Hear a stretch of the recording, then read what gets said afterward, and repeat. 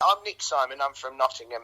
I'm a Conservative Party member, but I've got quite a well-known Facebook group which is called the 17.4 million want no deal, the Nick Simon group, which is obviously a very pro-Brexit group. We've got about 5,000 members, and we are from all political backgrounds, but we all share in the view that, you know, when we voted for leave, we wanted to leave. We wanted to leave the European Union on WTO terms and trade in the same way as we do with countries outside Europe. Well, it's interesting you bring that up. Didn't want a deal. No, it's interesting you bring that up in the context of what's been going on with the Tory leadership. What do you think the two are related, Brexit and what's happened? Yes, I'm afraid I do. I think that the destabilising of Boris Johnson was really brought about by the fact that Remainers in the party and the establishment and the media would never forgive him for seeing through Brexit as far as he could.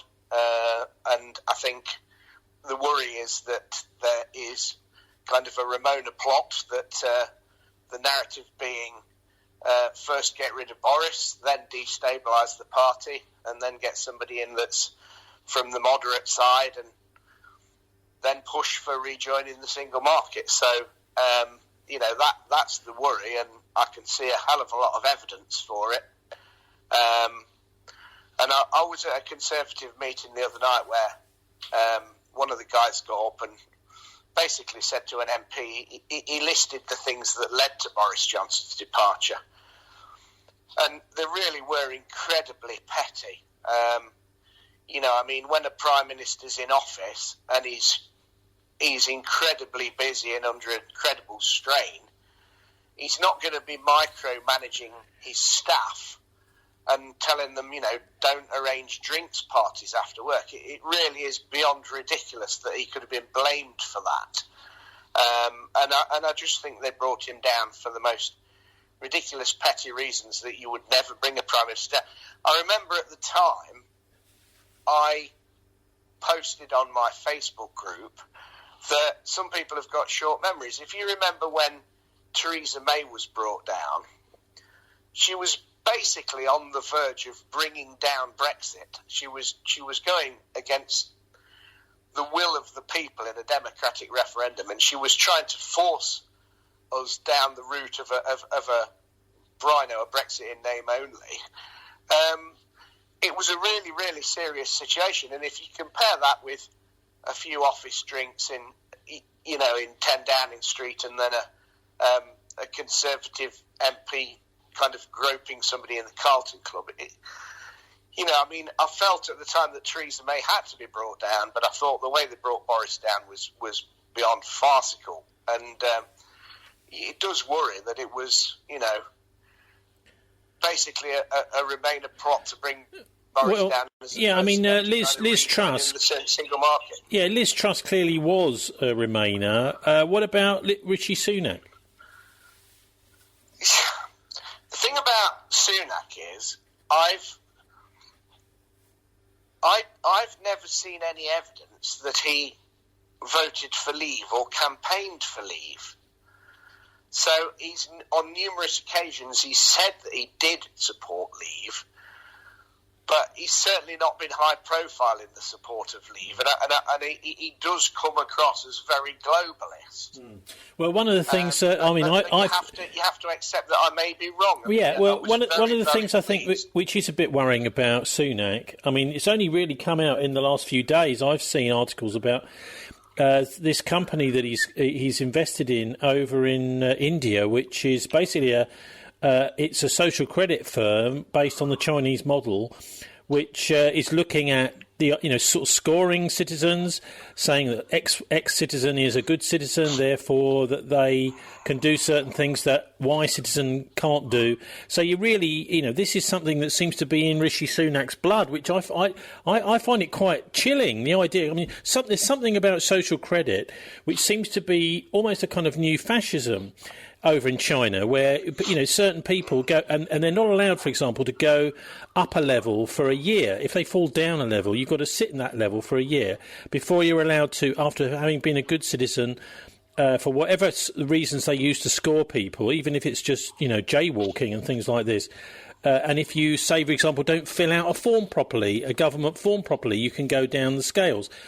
And that you, for example, then can't use the long-distance trains in China and things like this. And for Rishi to be invested in that sort of firm in India doesn't bode well, really.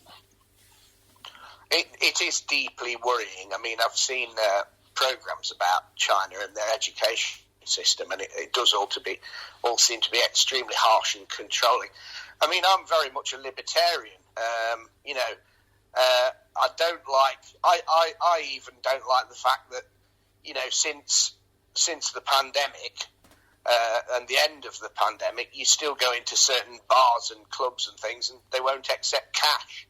So I'm even annoyed about that. Let alone a bigger digital currency kind of 1980. Yeah, well, I think I'm not sure entirely how legal it is to not accept cash. It is legal tender after all. Yeah, so I mean, this is a whole another battle that needs to be fought, I think. But anyhow, what? Just tell us what you would like to happen within the Tory party. Is it simply you want Boris back? Because he's stood down this time, hasn't he? Yeah, I think I've got perhaps more realistic goals than that.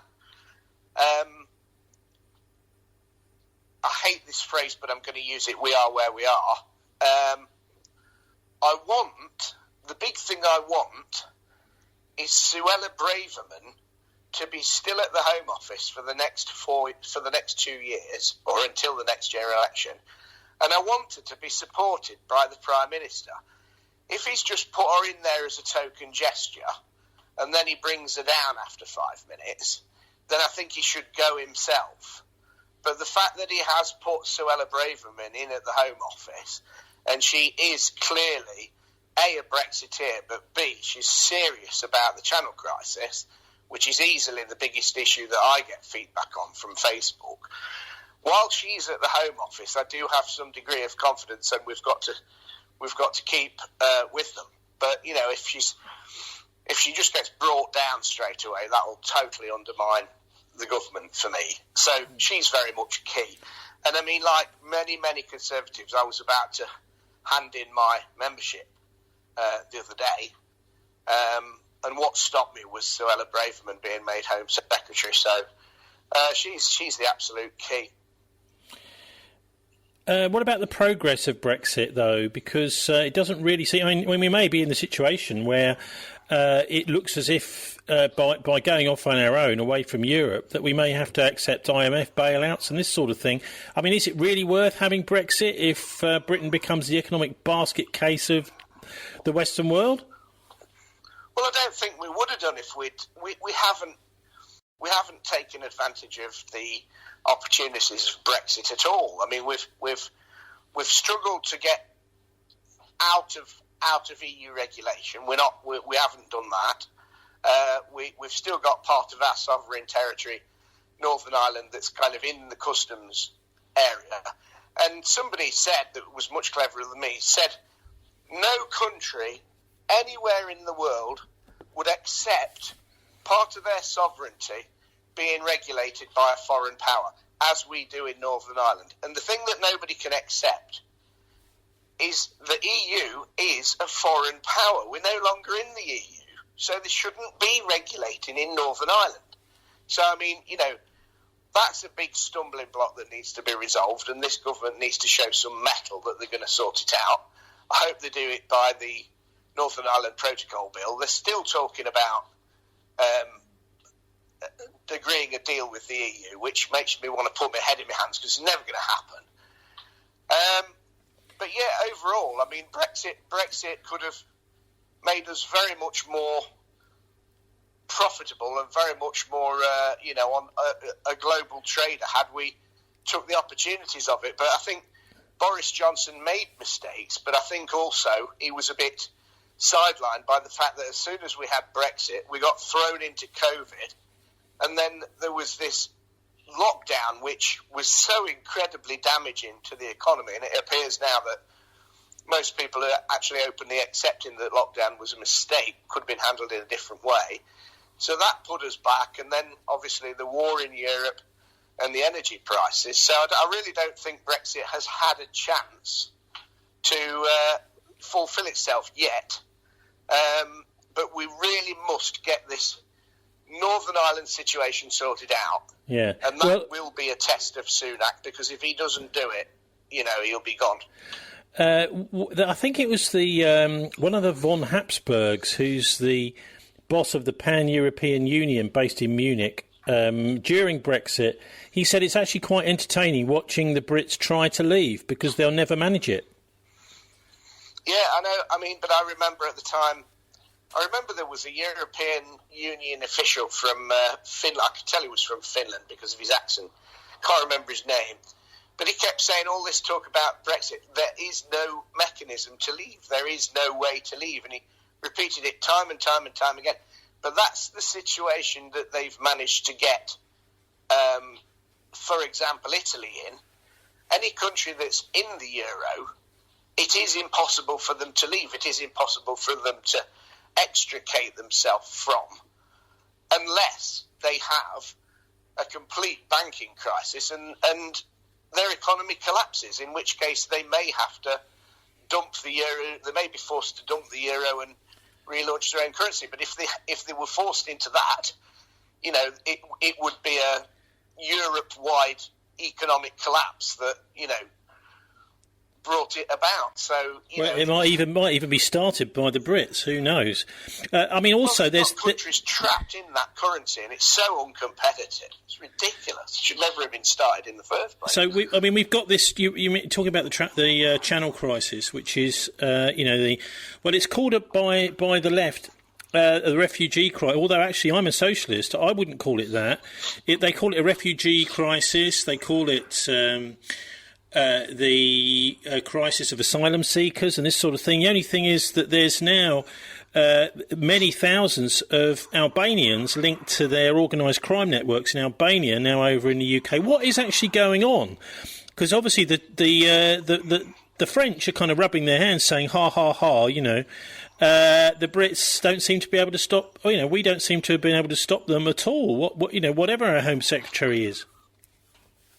Yeah, basically, fairly obviously, and I think you have to keep to simple facts here. If they're travelling from France, they're travelling from a safe country, so they're not an asylum seeker because they don't need asylum from France. If they're in France already, wherever they're from originally, if they're in France already, they shouldn't be taking their lives at risk and going on a crossing across the English Channel. They should be staying in France if they are genuinely fleeing war-torn countries that they may have come from. Then France is safe and France is fine, and they should stay there. Once they get in the Channel, obviously we have a duty of care to pick them up because we're basically rescuing people. But the idea that you could return them to France, or the idea that they can come back to the UK and very quickly be sent back to their country of origin, is for the birds while we're in the European Convention on Human Rights. And because the human rights lawyers just use clauses from that to stop us deporting anyone. And that's why we haven't been able to get any flights out to Rwanda. So I was at the Conservative conference and I managed to ask Jacob Rees-Mogg at a fringe meeting, should we leave the European Convention on Human Rights? And his answer was no. And he basically said, I've got my own reservations about the European Convention on Human Rights, but I think we should find ways to bypass it with legislation, which is what we're currently now trying to do. Well, reasonably good answer, but that government's now been brought down and Jacob Rees-Mogg's not involved anymore. Now, Suella Braverman wants to come out of the European Convention on Human Rights. I'm pretty certain they can't do it in this Parliament because it wasn't in the manifesto and it's too big and they wouldn't get it through Parliament, let alone the Lords. But they can put it on the manifesto for the next general election. They can say, if you vote for us, We're going to come out of the European Convention on Human Rights, and we will sort out the channel crossings. And of course, Labour won't do that. So that would be clear blue water. And if she continues to get blocked from this process, I think it will bring the government down, because quite clearly, while we're in the ECHR, we're never going to resolve the channel crisis. So for the next 2 years, we're not going to be able to resolve it at all. But that's a step for me. All right. Well, anyway, Nick, can you just tell listeners how they can find your group, unfortunately, on Facebook, which many of us find is a rather an annoying platform to do these things on, but you're there, so that's the way it is. So how do we find you?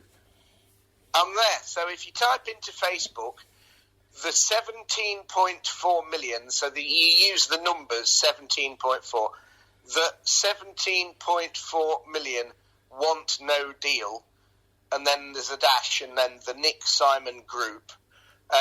Please find the group and join the group. We're a happy band of Brexiteers. We have people from Labour and Conservative and UKIP and whatever political background. We're quite a hard-hitting group as well. We don't shy away from saying it how it is.